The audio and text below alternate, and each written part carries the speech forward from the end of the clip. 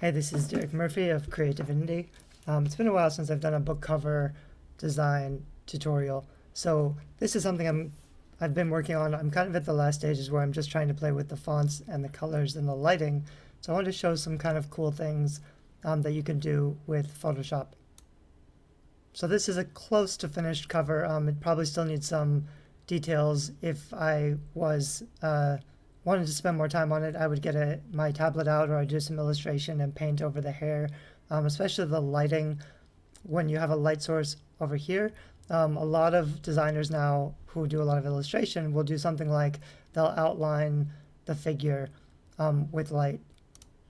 There's a few ways to do that. I could just make this entire figure one piece. Right now it's kind of a Frankenstein of a bunch of different pieces, but if it was all one piece, I could set a really slight inner glow, which would make kind of a little border on the edges. I could also, if I had a Wacom tablet, or if I wanted to just put it in on my iPad and use some program like Create Pro. Actually, I meant Procreate. I could go in here and add some outlines. I'm not sure that I'm going to do that because that's not really my style, but I'm going to show you what I am working on. So this is another version that I've done a little bit more work on. The problem with this cover is that it's difficult to find where to put the text so that the text stands out naturally with the background. And this dress was actually supposed to have some magical glow lights, which I think you can see in the beginning there was a lot more light, but then that makes it difficult for the text to really stand out. So I've just kind of darkened a lot of things. In previous design tutorials, I've always said that it's good to have a lot of color contrast. So the best color contrast is teal and orange. So you can see how that works up here, where I have some of this light and the fire and the blue background. However, when you also have the red dress and the yellow text, the blue text, there's a lot of different colors here, which kind of screws up the effect. So even though it looks kind of okay, I'm playing with an overall color scheme, or a monochrome color scheme. So for example here, I have one giant color fill, and if I turn that on, it just changes all of the colors. It makes a really nice blue and purple. Blue and purple works really well for urban fantasy. A lot of urban fantasy has really blue and purple with a lot of glow, and it also makes this yellow kind of stand out a little bit better. The problem with this color fill is it also takes away all the colors of the face and the fire because it's above all of those. So if I set it all the way to 100%, it looks like this, which is actually really awesome, except, like I said, the fire and her face just doesn't have the right colors. As you can see, I've actually I've already done some lighting. So there's this glow that you put a lot of glow behind the character, and then a little bit of glow in front of the character, usually with a paintbrush tool or some smoke layers that are set to screen or lighten. But even though I would kind of like this monochrome thing, it doesn't quite work because of the lighting and the colors that should be around her face. If this is the strongest light in the picture, then there should be light kind of on this side of her face, her arms, this part of the dress. And you can see that actually I've done that. I've added a little bit of color.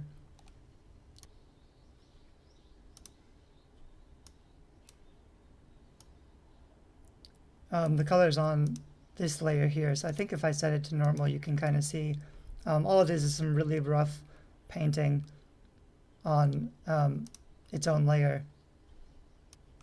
But then I can go in and blend it. So depending on what I want it to look like, I can probably just set it on color and that will look fine, but I could do saturation, which is a little more bold, a little more red. Anyway, so you kind of have to play around and see what looks the best.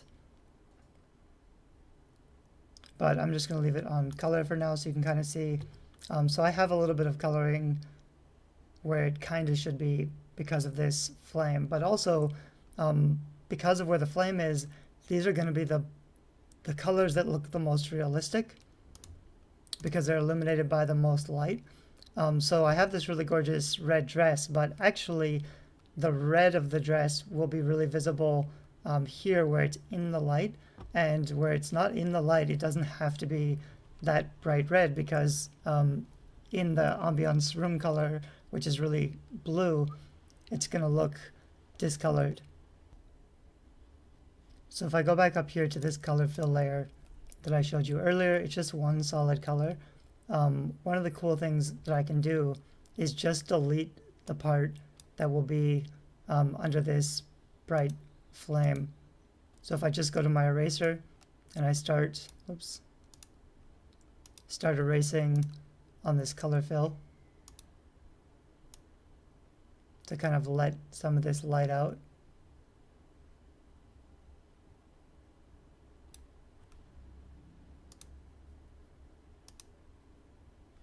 And so it'll probably come down here a little bit. It looks like it's over the text, so I'd want to put it behind the text.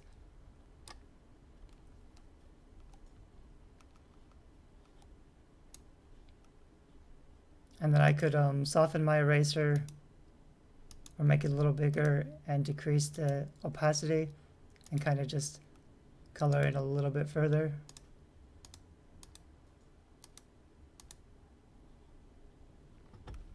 So now if I go to this color field fill, I can just change the opacity and get it to where I want it.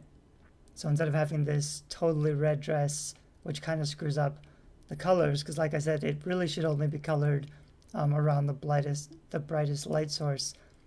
So I can just change this opacity a little bit, and the colors will start to merge with the room ambiance if I want like a really dark or a bluish ambiance. That also helps it just so that now there's less colors. I said earlier that there were just too much going on, too many colors. So if it's like this, the text doesn't really stand out as much, and the red and the yellow and the blue, there's just, you can contrast two colors really well. But I've actually noticed what a lot of people will do, especially in fantasy and urban fantasy, is more of a monochrome look.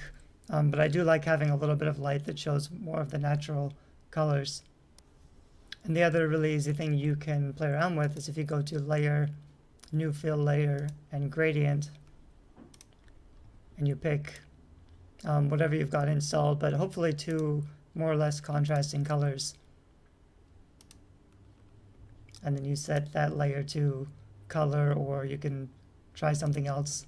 And I'd probably want to put this behind that main character. So I drag this down below some of the other layers so that she comes out in front.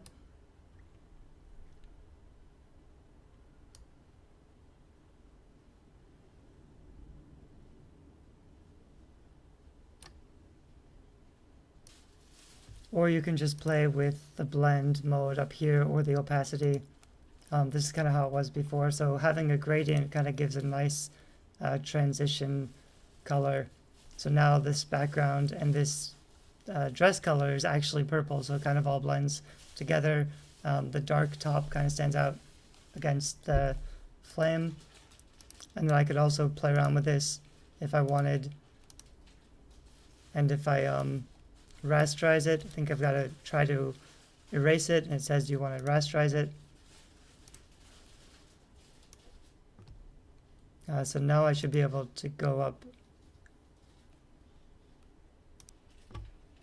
into adjustments, hue and saturation,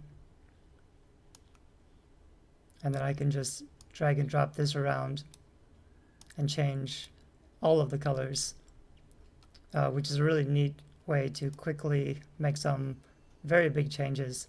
So like I said, this is kind of last minute stuff once you've already basically got the picture done, but changing the colors can make a significant difference in how the art actually looks. I'll put it over here so you can see.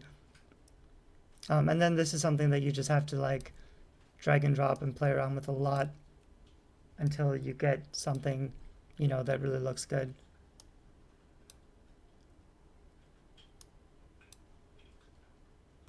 Anyway, I hope that helps. Thanks. Bye-bye.